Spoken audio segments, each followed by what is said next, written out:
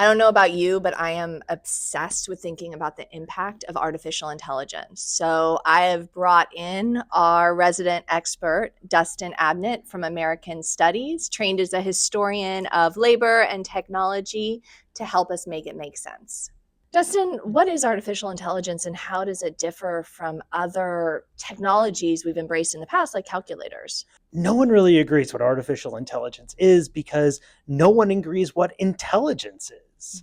Right? AI can refer to any technology at all, including something like calculators, that duplicates human reasoning, human thinking. Today, AI is primarily a marketing term used to refer to large language models, which are these highly complicated algorithms that are trained on vast amounts of data, pulled from the web, regardless of the veracity of the source, and then fed into software that predicts or that makes predictions about what is going to appear next. I mean, that's an interesting question that we don't know what intelligence is, right? So, one of the things my husband and I kind of debate is when humans are coming up with new ideas, are we really just synthesizing just like a computer might, right? Mhm. And really that's the preeminent form of human intelligence. And if that is the case, I could see that being replicated by a computer. That is exactly the issue, and it's an issue that we don't really have an answer to at this point, and that's what makes understanding what AI is so incredibly difficult. AI is like a calculator, Mhm. right? In that it's a formulaic response. One of the things that's really been in the news is how Doge is using artificial intelligence and how this might impact the way government is functioning and even the way democracy is functioning. What do you know about this? Imagine a government that completely surveils its people, that makes decisions via AI rather than democratic processes, Mm-hmm. and that predominantly interacts with the public via chatbot. Mm-hmm. Um, to me, that's a recipe for authoritarianism. And that is, if you look at executive orders, if you look at behind the scenes reporting of what's going on in different agencies across the government, that is exactly what's going on. Mm-hmm. That's exactly what Doge is doing. And it's deeply concerning because it threatens the kind of very foundations of what the United States is and how it interacts with its people. Mm-hmm. Um, what really kind of concerns me here is that historically the data the government collects has been kind of siloed Mm-hmm. in different departments, right? So tax data doesn't get shared with criminal justice data, medical data doesn't get shared with anybody. And if you look at the executive orders right now, they are directly geared around breaking down those walls, which allows for the government to have vast collections of data on individuals that they can increasingly tie to things like photo recognition software. Like in how Mm-hmm. now when we board an airplane, we have to go through AI photo recognition software. Mm-hmm. That combination allows for massive amounts of government surveillance. And at the same time they're doing that, Doge, in its firings of government workers, is very explicitly going in and writing software that it thinks can duplicate the work of former government employees. So there's been a lot of suggestions that the tariffs were basically calculated by AI. Mm-hmm. Um, and add to that, right? Right now, they're also shutting down, say, branches of Social Security that people go to um, deal with issues that they're facing, to fix problems with the checks they're getting. Chatbots are not at this point in time, and Mm-hmm. I doubt ever, able to respond with the kind of complexity and empathy that allows for a bureaucracy to function. Mm-hmm. And so what we have here is a government that has complete access to citizens' private data, and is using it to surveil. You have government decisions that should be made by democratic processes being turned over to AI, which frequently hallucinates and make mistakes. And you've got a government that interacts or that wants to interact with its citizens via chatbot. To me, that's a recipe for authoritarianism. Yeah. Can we break down what is an example of it when you say this feels vague to me, right? Like when you say democratic processes being decided by AI, is there a specific example you could give? I'm having a hard time getting my hand around that.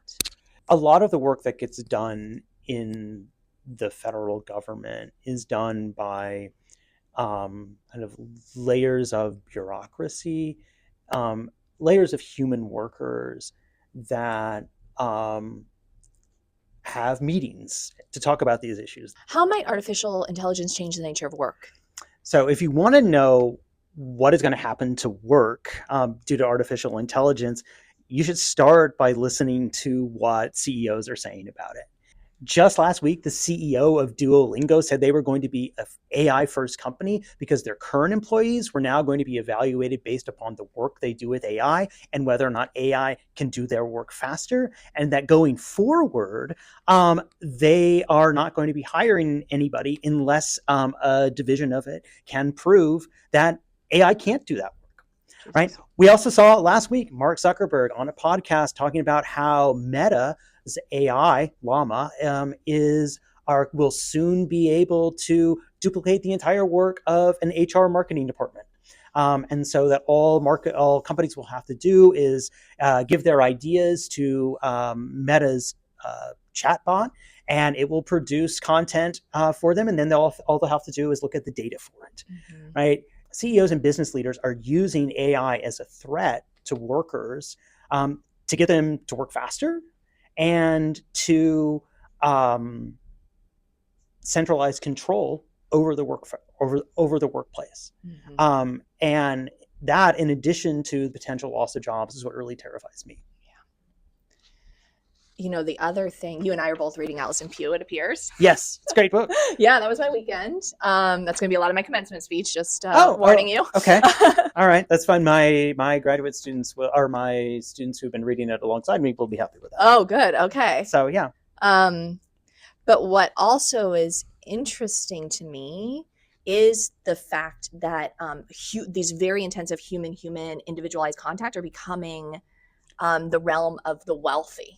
Right. So I think she says at some point, the wealthy are always going to have their like personal shopper. They're always going to have their like elite doctor who knows them inside and out. And what's going to happen is there's going to be a stratification with the wealthy are getting this, whereas people who don't make as much money are going to have to rely on AI. Yep.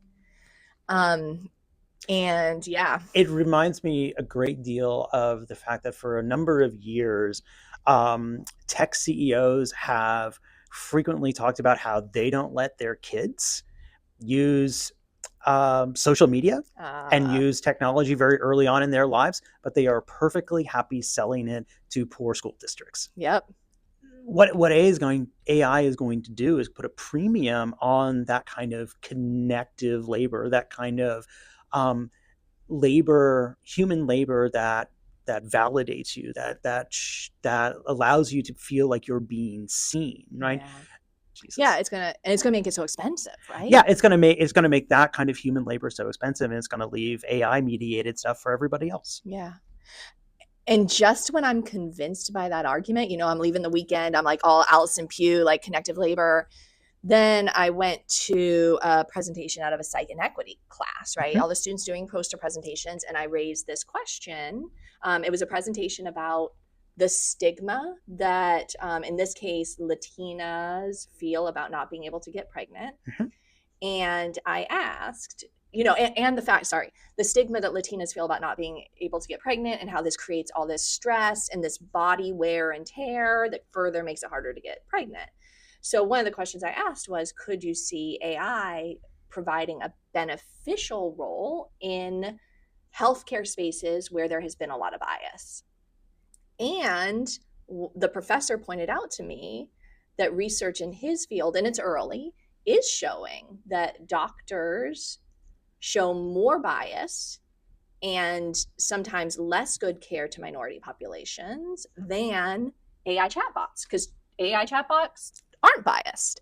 What?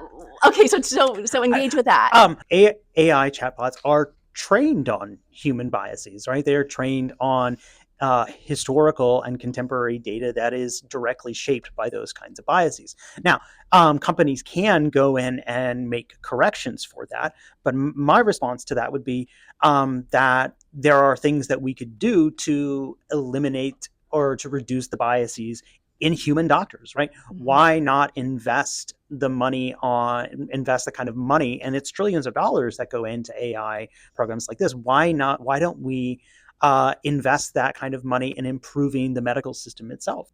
Doctors are overwhelmed, and so many of our issues in the medical field would be resolved by cutting through the insurance paperwork, by being able to hire more doctors who can give patients that kind of individualized, personalized care, who have doctors who would have the time to listen to patients, right? So I think AI is a potential solution here, but there are also solutions that would involve help giving doctors the tools and the trainings they need to treat all their patients equitably.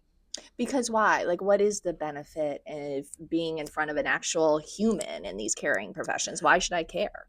Right? There is a kind of inherent value that people place on being seen and being heard by other human beings, right? That kind of sense of validation that we get, that our suffering is real, that our thoughts and our emotions have meaning and are recognized by other people. A chatbot can't do that to nearly the same extent that a human being can.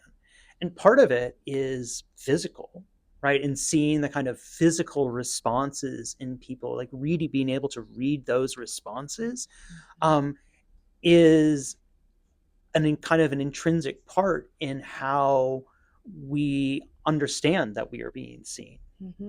And AI doesn't have that. Yeah. And even the best of robotics can't do that. It's entirely because of how overburdened the medical system is, by largely through paperwork that is put in place because of insurance companies. I love it when my doctor remembers things about my work. Like, he asked me how Cal State Fullerton is, like that kind of sense of being part of a community, having those kinds of connections, right? The danger here is that relying on AI shifts our relationships from with other human beings to technology, and technology can't give us that same sense of validation, that same sense of self, that same sense of community. And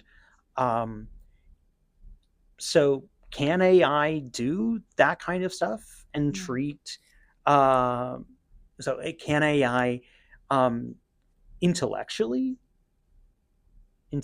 deal with these kinds of issues? Sure, it probably can. If not now, then in the future. But will it be able to do it in an empathetic way that builds those relationships, that builds community? And thus far, the answer is almost certainly not. Yeah. Well, what about the folks who say, yeah, sure, they don't have to do it everything, but isn't the person who's going to get ahead the one who can use AI and then come in as the ringer, as the human, right? So I guess the question I'm asking is there an ethical way to use AI? Everybody makes their own ethical choices, has their own ethical lines.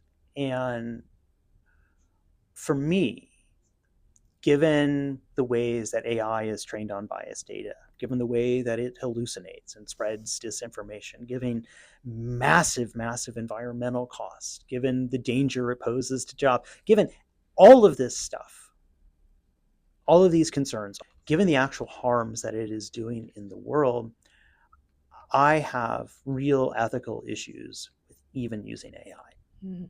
And I'm going to point out that this is a change, right? Like, I think you and I have been talking about AI for years. Dustin in 2024 feels a little bit different than Dustin in 2025. What's happened? Um, what's happened is that over the last decade or so, AI companies, big tech companies, seemed to be thinking through these issues, seem to be at least interested in addressing some of these issues, Mm, right? OpenAI training ChatGPT to deal with biases, openly talking about things like algorithmic bias, openly talking about ways to make AI more accessible. They don't do that anymore in 2025. mm, And it's in large part because of the changing political context. You know, we just experienced a very, very divisive election in which virtually no one talked about AI. And we are in an utterly critical moment in its development. It matters that Elon Musk is in charge of Doge, implementing AI systems across the government, and that he has said that the problem with ChatGPT is that it's too woke, right? That it pays too much attention to issues like bias, that it can't say racist slurs. It matters that Vice President J.D. Vance recently told a um, an European AI ethics conference the AI future will not be won by hand wringing about safety. mm. In 2024, it looked like companies and the government were taking these issues seriously and actually dealing with them. In 2025, it does not. And that, to me, is deeply chilling. What's most disturbing to me is the way that AI companies are just giving in, right? The way that Facebook, which is a major AI company, or Meta, which is a giant major AI company, has gotten rid of its DEI initiatives, has gotten rid of efforts to protect transgender Mhm, um, people around the globe, mhm. right? The companies that are providing us with AI no longer seem concerned about dealing with the actual issues. Um, and um, to me, that makes it dangerous in a way that it never was in 2024. How trustworthy is ChatGPT? Not at all. I mean, it's trained on biased information and it hallucinates pretty regularly. What are hallucinations? AI makes things up, right? AI wants to answer the questions that you give to it, and if it doesn't know the answer, it will make it up. Um, just to kind of give an example, I frequently test AI hallucinations against my own work. Mm, So I asked ChatGPT to summarize the arguments that I make in my book on robots with quotations. It sent me back a summary. It was okay. It sent me back quotations that I literally have never written. mm. Those are hallucinations. I then informed it that those were hallucinations, and it apologized for not informing me that it was hallucinating. Um, it makes things up. Have there been other periods of time in history where we've seen this amount of technological change in such a short amount of time? Uh, um, Definitely. And just in recent American history, during the 1960s, an undercurrent to all of the upheavals that were going on in society in the period was that the United States was introducing computers and automation into its economy.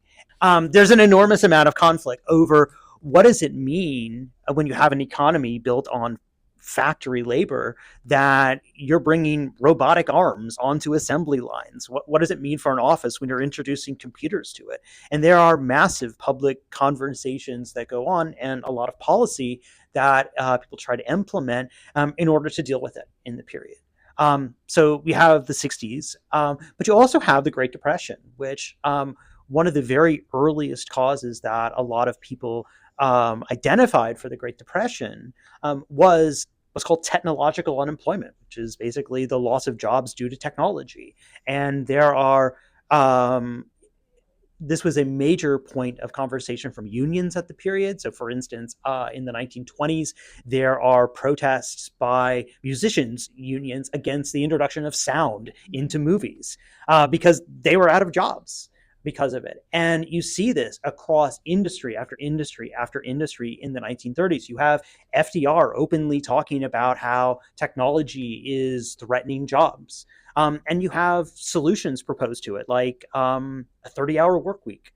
We ended up with a 40-hour one, but 30 hours was proposed at the time. I mean, what makes this so hard though, Dustin, is the world's better with computers, right? Like, I think what's so hard is we now look back and we look back at Luddites and we're like, oh God, thank God they didn't win, right? Or no, or maybe not, right? So, okay, so let me ask it this way. Were those fears during those periods of time justified? Did we heed them? Should we have heeded them more? Those fears in those time periods were justified. And in the Great Depression, right, we resolved the kind of issue of technological unemployment at that point in time with the rise of the welfare state.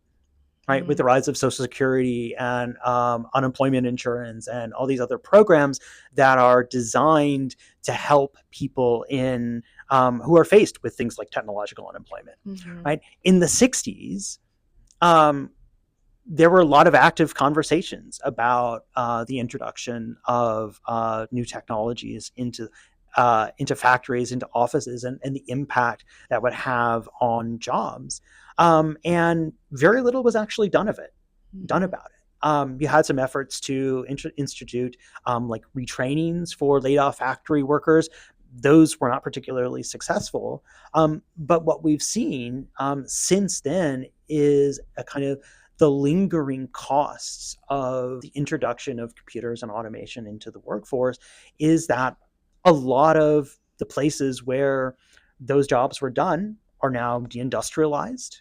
Like a lot of the anger that I would say exists in America among working class people comes from the ways the way jobs were upended by technology beginning in the 1960s and 70s in ways that we have never really dealt with.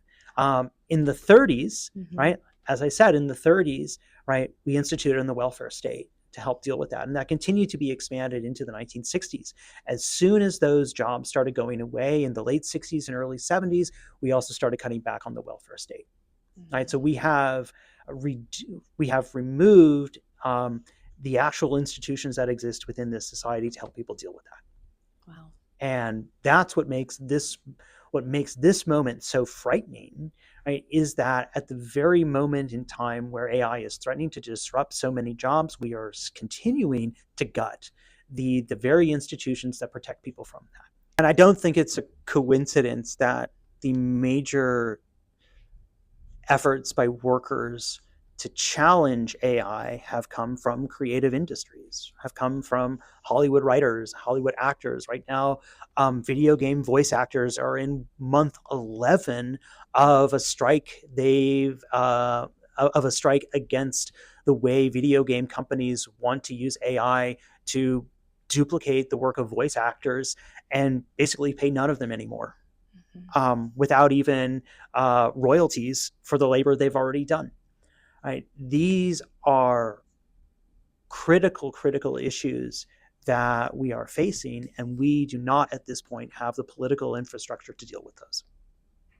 And in fact, we have a administration that is actively hostile to efforts to deal with those.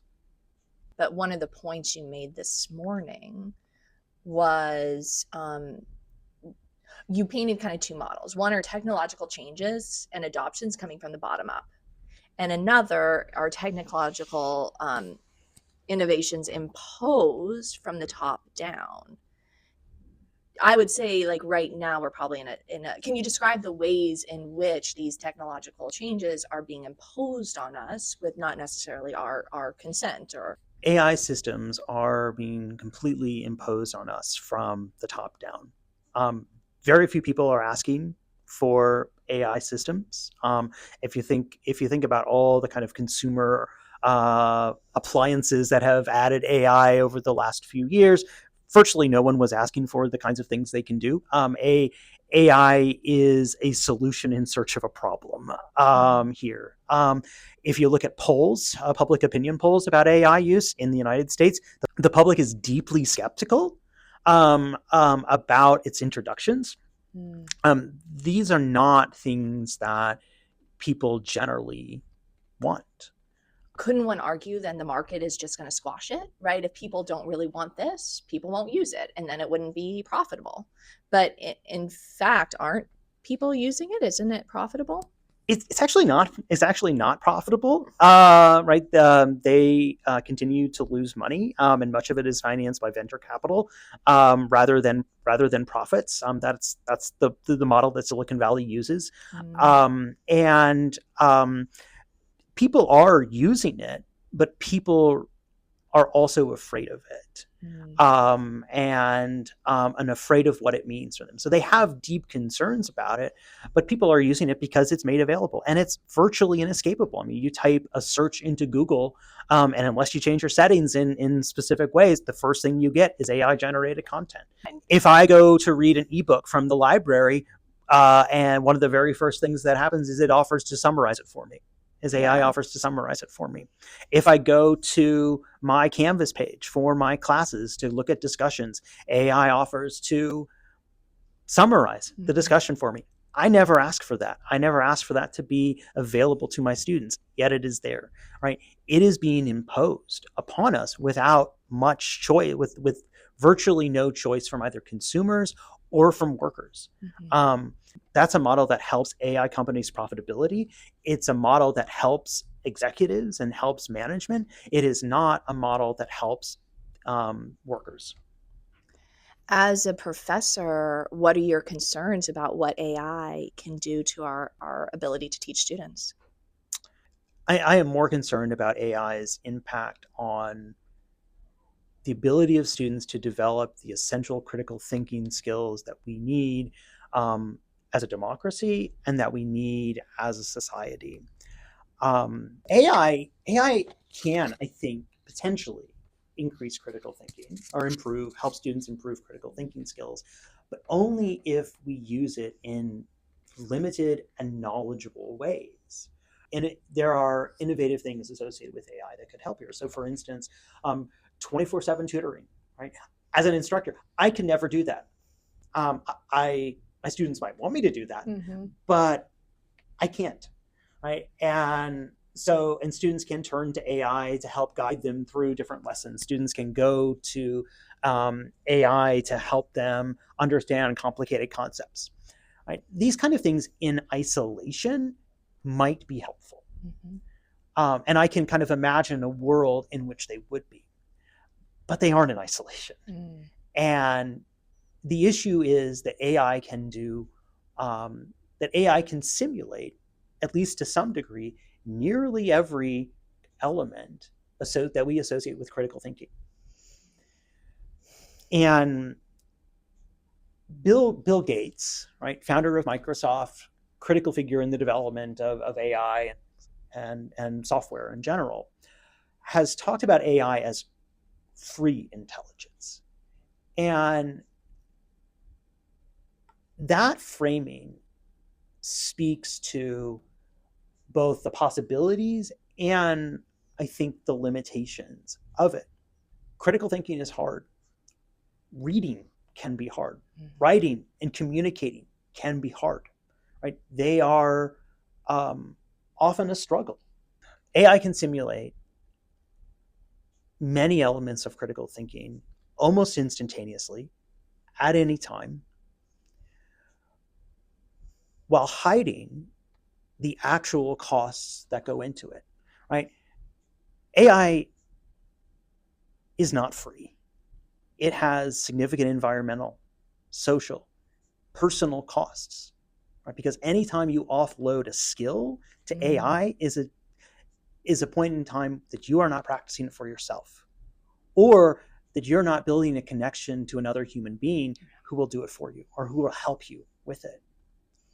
Right? Those are costs, and AI likes to present itself to consumers as free, and we like free things, and that's what makes it so dangerous, so tempting to use.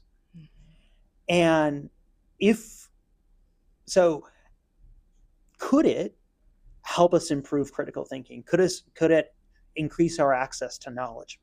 Yeah, it theoretically could.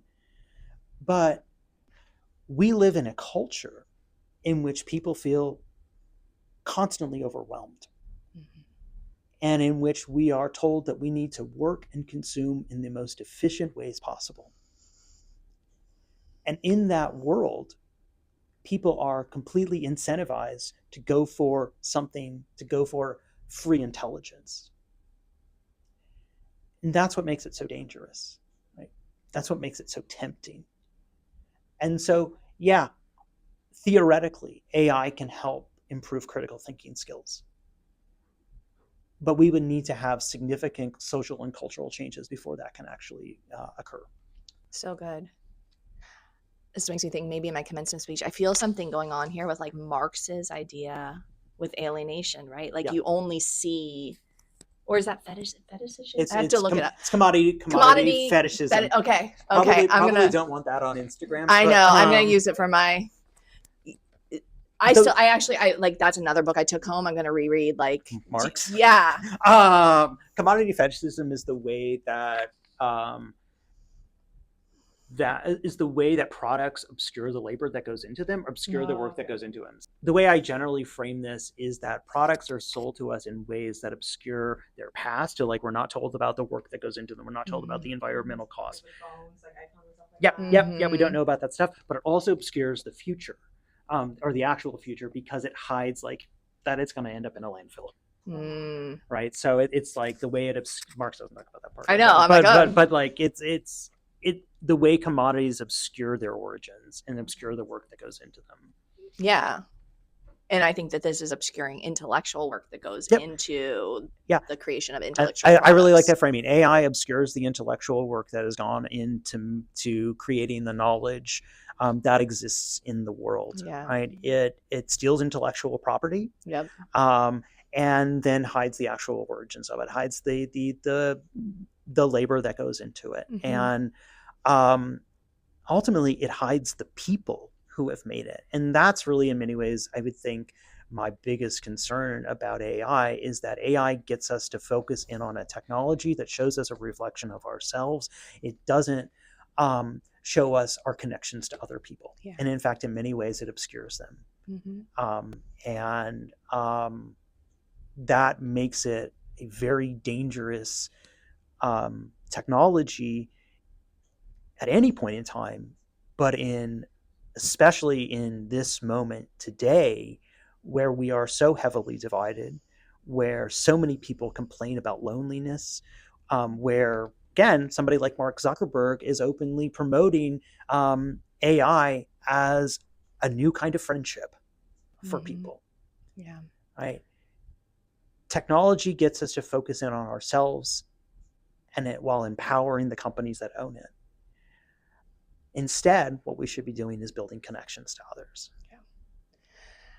But it also helps us understand what whales are saying and analyze gene structures. Like I take your point that we haven't built an ecosystem to let us take the good, but I hope for a future where we can use it for good and disavow it ourselves of the corrosive elements. Yeah, I hope for that too. These are going to continue to develop, but we need to pay very, very close attention to the context in which they are being implemented, because it matters. And if we want to have that kind of future where AI is used to talk to whales, where AI is used to solve longstanding issues of social inequity, right? Where AI is used to find miracle cures to disease. If we want that world, and not a world of technological unemployment, not a world of disconnected individuals, not a world of, sorry, I had a train going. That's so good. Yeah. If we want a world, not a world of disconnected individuals, not a world, I need a third thing. What's the third thing? I know, it has to go in thirds. What do we have? Not a world where we lose our critical thinking skills. Then we need to put in the work and fight for it, because it's not going to come from AI companies. It's certainly not going to come from our current government. We've got to fight for it. Are you promoting a revolution, Dr. Abnet? I'm always promoting revolution. Dr. Abnet, thank you so much for coming to talk to me. If students want to learn more, what do you teach? I teach a GE class on the history of American popular culture, and I teach courses on social media, technology, and a research seminar on the multiverse.